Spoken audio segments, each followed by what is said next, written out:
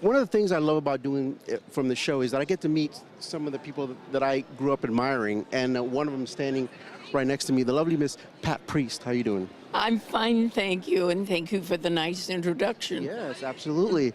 Now, of course, you know, Pat Priest is a great actress, but you may remember her mostly from a TV show, a classic TV show called The Munsters.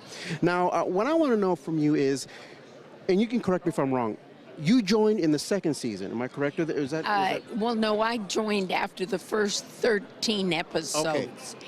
And because the lovely Beverly Owen played... Okay. And she wanted to get married, and so she left the show and she went back to New York.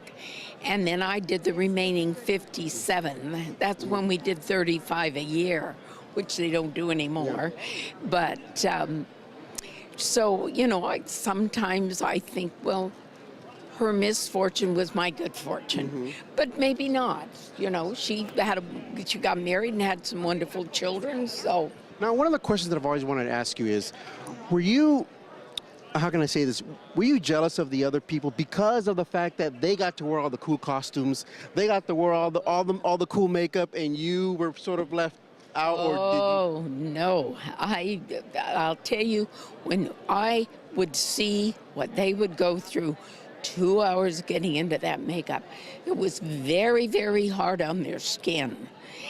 And an hour getting out of the makeup. You know, I could get in my car at the end of filming and get on the freeway and go home.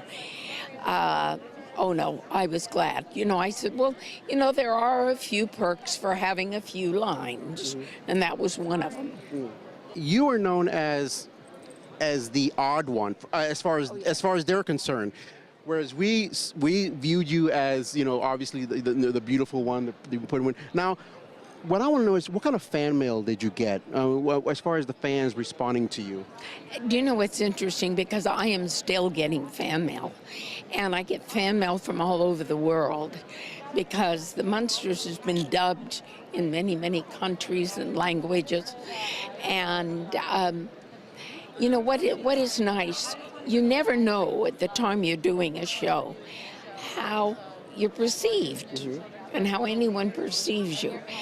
And then you come out and you do a show like this, and people come up, or they send you a letter or whatever, and you know, they tell you what you meant to them in their life. A lot of times it was the only time that they were with their family to watch a show. That doesn't happen anymore.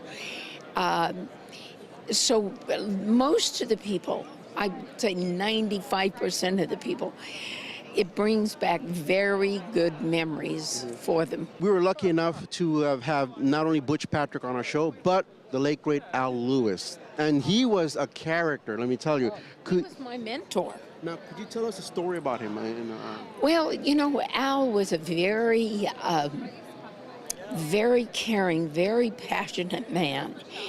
And he'd been an old vaudevillian, and, you know, a lot of times you didn't know what he was thinking. He was a basketball scout. I mean, for big teams. People didn't know that. After the Munsters, he was always going to basketball games. High school, scouting for some of the big teams. People didn't know that. He was also very much into helping children with special needs. And, you know, I can remember one time we were going in a limousine we were going down to do the Marineland show. And there was Fred and Al and I in the back seat. And I was sitting in the middle, and I was talking to Fred, and I looked over, and I turned around, and I said, and he was a little hard of hearing, and so he didn't hear me, and I said, Fred, Al's crying. I mean, there's tears running down his face. And he said, yes. And he said, you know, we'll never know why. Oh, wow. Thank you very much for being on our show. Thank you so much. Enjoyed talking. Thank you.